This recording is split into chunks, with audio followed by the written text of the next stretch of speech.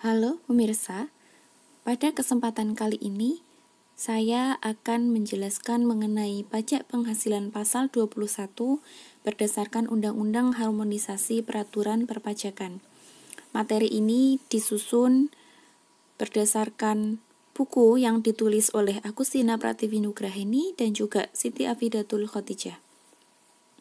Undang-Undang Harmonisasi Perpajakan, kalau kita mendengarnya, itu merupakan undang-undang yang sering dibicarakan pada tahun 2021 karena undang-undang tersebut ditetapkan pada tahun 2021 dan diundangkan atau mulai berlaku tepatnya pada tanggal 29 Oktober 2021. Dari Undang-Undang Harmonisasi Peraturan Perpajakan ini mencakup beberapa hal perubahan dari undang-undang sebelumnya, mulai dari Undang-Undang Nomor 2 Tahun 2020, kemudian Perpu Nomor 1 Tahun 2020 dan seterusnya, dan salah satunya adalah Undang-Undang Nomor 36 Tahun 2008 tentang Undang-Undang Nomor 7 perubahan keempat atas Undang-Undang Nomor 7 Tahun 1983 tentang pajak penghasilan.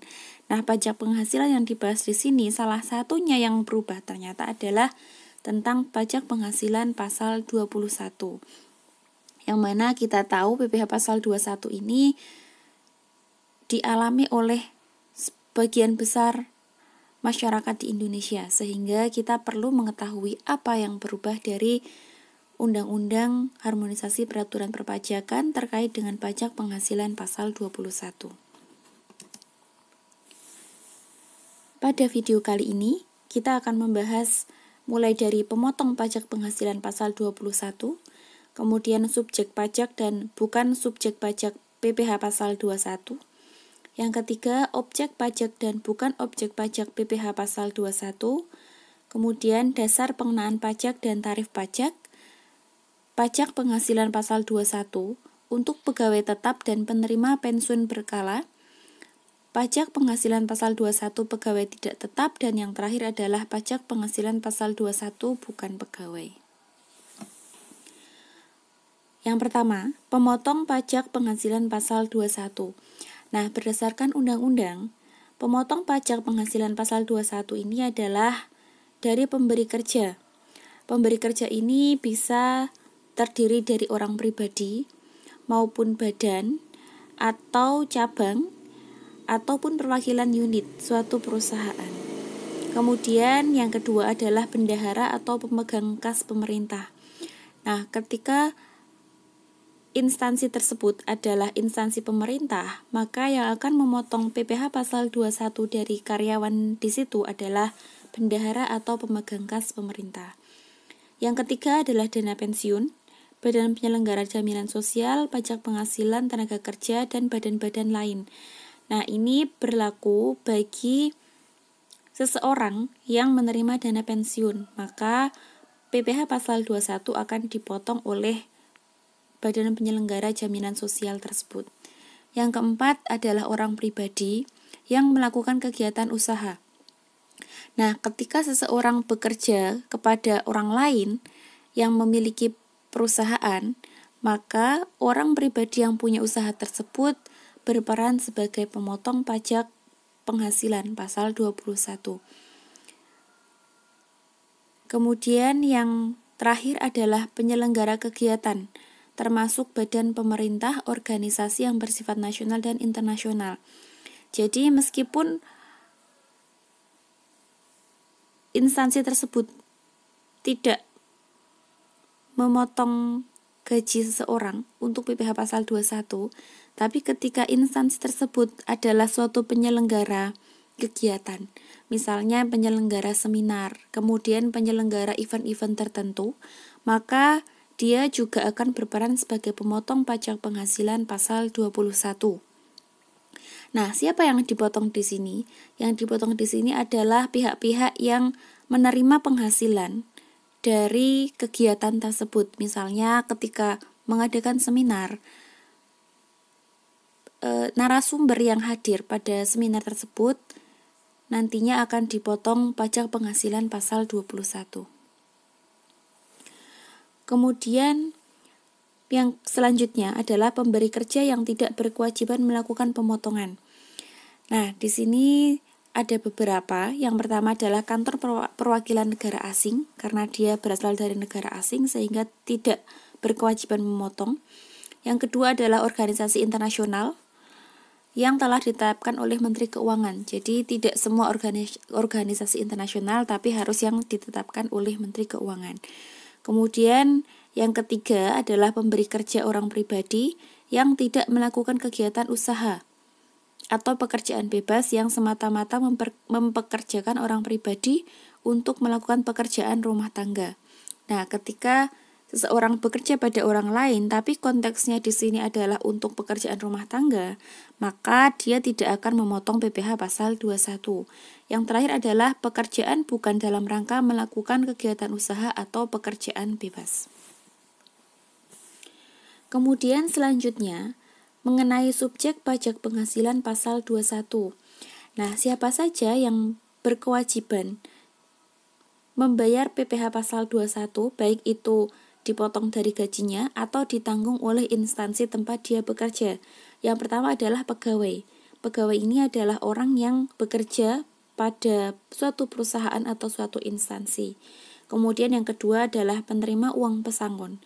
Meskipun seseorang sudah purna tugas atau sudah tidak bekerja lagi, tapi ketika dia menerima uang pesangon, maka tetap akan dipotong PPh pasal 21. Yang ketiga adalah bukan pegawai yang menerima atau memperoleh penghasilan sehubungan dengan pemberi jasa. Nah, untuk yang ketiga ini, dia tidak bekerja secara rutin mendapatkan penghasilan tetap, tapi dia bekerja pada orang lain atau dia memperoleh penghasilan berkaitan dengan jasa yang telah dia berikan. Kemudian yang keempat adalah anggota Dewan Komisaris dan Dewan Pengawas. Selanjutnya mantan pegawai. Yang keenam adalah peserta kegiatan yang menerima atau memperoleh penghasilan sehubungan dengan keikutsertaannya dalam suatu kegiatan. Misalnya di sini adalah peserta lomba, kemudian peserta rapat, konferensi, sidang, dan pertemuan. Mungkin ada beberapa instansi yang memberikan uang bagi peserta rapat, peserta konferensi, dan seterusnya. Kemudian peserta atau anggota dalam suatu kepanitiaan. Selanjutnya peserta pendidikan dan pelatihan, dan yang terakhir adalah peserta kegiatan lainnya. Nah, apa saja yang bukan subjek pajak penghasilan PPh pasal 21? Di sini hanya ada dua yang tidak termasuk subjek pajak. Yang pertama adalah pejabat perwakilan diplomatik dan konsulat atau pejabat lain dari negara asing. Kemudian yang kedua adalah pejabat perwakilan organisasi internasional yang telah ditetapkan oleh Menteri Keuangan. Jadi kedua subjek pajak yang bukan merupakan subjek pajak di sini adalah seseorang yang menjabat sebagai sesuatu tapi dari negara asing. Jadi dia kedudukannya tidak atas nama Indonesia, tapi atas nama negara asing. Kemudian selanjutnya adalah objek pajak penghasilan PPh pasal 21. Nah, di sini ada 10 penghasilan yang dipotong PPh pasal 21. Berkaitan dengan tadi subjeknya sudah kita jelaskan. Yang pertama adalah penghasilan yang diterima oleh pegawai tetap. Kemudian ini biasanya diterima oleh karyawan. Jadi karyawan setiap bulan menerima gaji tetap, maka dari gaji tetap tersebut akan dipotong PPh pasal 21. Yang kedua, penghasilan yang diterima oleh pensiunan. Pensiunan juga hampir sama dengan pegawai, hanya saja pensiunan ini sudah tidak bekerja, tapi tetap menerima penghasilan. Yang ketiga, dari uang pesangon. Yang keempat, dari penghasilan pegawai tidak tetap atau tenaga kerja lepas. Jadi untuk pegawai yang dia tidak terikat pada suatu perusahaan, dia bekerja pada beberapa perusahaan, misalnya sebagai konsultan atau sebagai dokter yang tidak menjadi pegawai tetap pada suatu instansi tertentu, maka dia akan dikenakan PPh pasal 21 juga. Kemudian imbalan kepada bukan pegawai, misalnya honorarium, komisi, fee, dan imbalan yang sejenisnya. Kemudian yang keenam adalah imbalan kepada peserta kegiatan. Nah, dalam suatu kegiatan biasanya akan ada beberapa penghasilan yang diterima oleh peserta, misalnya uang saku, kemudian uang representasi, dan seterusnya. Yang ketujuh, penghasilan berupa honorarium atau imbalan yang bersifat tidak teratur, yang diterima atau diperoleh anggota Dewan Komisaris dan Dewan Pengawas yang tidak merangkap sebagai pegawai tetap pada perusahaan yang sama. Jadi, nomor 7 ini adalah khusus akan diterima oleh Dewan Komisaris, tapi dia bukan merupakan pegawai tetap pada perusahaan tersebut. Yang kedelapan, penghasilan berupa jasa produksi, tantiam, dan gratifikasi atau bonus. Jadi ketika perusahaan di akhir tahun misalnya memberikan bonus kepada karyawannya, maka penghasilan dari bonus tersebut juga akan dikenakan PPh pasal 21. Kemudian penghasilan berupa penarikan dana pensiun oleh peserta program pensiun yang masih berstatus sebagai pegawai dari dana pensiun yang pendiriannya telah disahkan oleh Menteri Keuangan. Yang terakhir adalah penerimaan dalam bentuk natura dan atau kenikmatan lainnya dengan nama dan dalam bentuk apapun. Nah, ini adalah objek pajak PPh pasal 21 yang harus dipotong oleh instansi atau orang pribadi. Kemudian yang bukan objek pajak. Di sini yang pertama adalah pembayaran manfaat atau santunan asuransi dari perusahaan asuransi. Kemudian penerimaan dalam bentuk natura, maka itu tidak akan dipotong PPh pasal 21. Kemudian iuran pensiun yang dibayarkan kepada dana pensiun yang pendiriannya telah disahkan oleh Menteri Keuangan. Yang keempat, zakat yang diterima oleh orang pribadi. Kemudian beasiswa yang memenuhi persyaratan tertentu, maka hal-hal ini tidak akan dikenakan PPh pasal 21. Selanjutnya adalah dasar pengenaan pajak.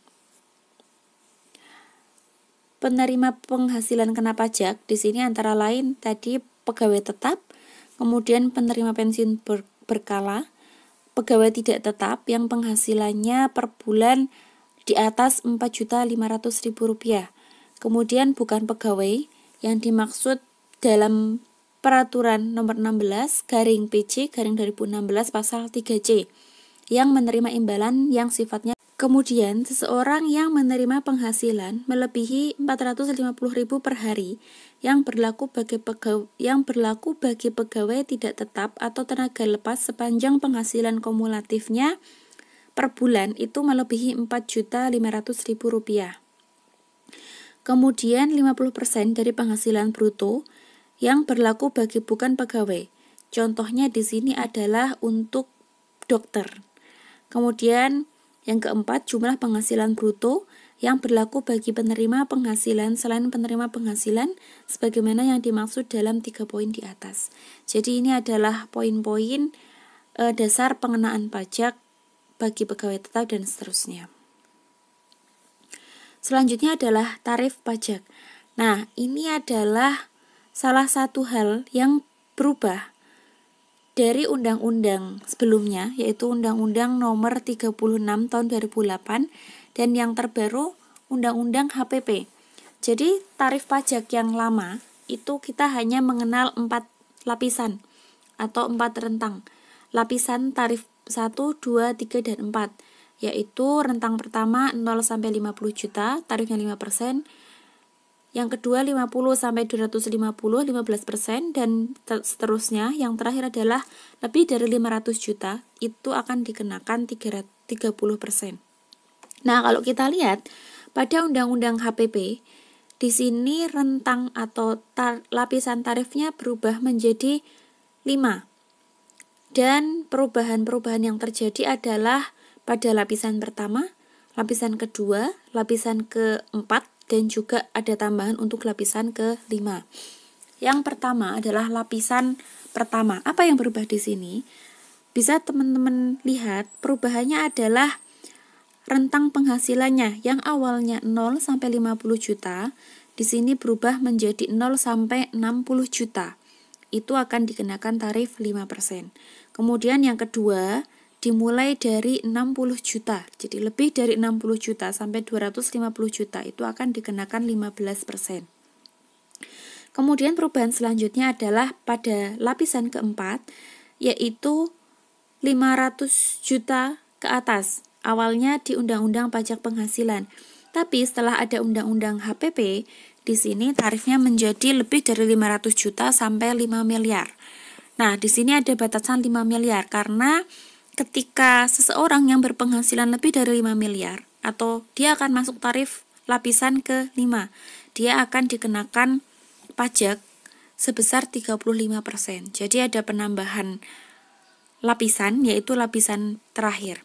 Nah, apa keuntungannya di sini? Keuntungannya adalah bagi orang pribadi yang penghasilannya kecil, maka dia akan lebih diringankan. Tapi bagi seseorang yang penghasilannya besar atau lebih dari 500 juta atau bahkan lebih dari 5 miliar, maka dia akan dikenakan pajaknya semakin besar lagi. Nah, ini adalah materi terakhir yang kita bahas mengenai PPh pasal 21. Jadi, kesimpulan dari materi kali ini, untuk perubahan pada Undang-Undang Harmonisasi Perpajakan, yang berubah di sini adalah berkaitan dengan tarifnya. Sedangkan untuk subjek pajak, objek pajak, dan seterusnya, tidak ada perubahan yang berarti. Jadi, yang perlu saudara soroti di sini perubahannya adalah berkaitan dengan tarif. Karena nanti ketika perhitungan PPh pasal 21 itu harus memperhatikan tarif yang terbaru. Dan tarif ini berlaku sesuai dengan Undang-Undang Harmonisasi Perpajakan mulai tanggal 29 Oktober 2021, sehingga ketika menghitung PPh untuk tahun 2022 itu sudah harus menggunakan tarif yang terbaru. Cukup sekian penjelasan dari saya. Terima kasih. Sampai jumpa.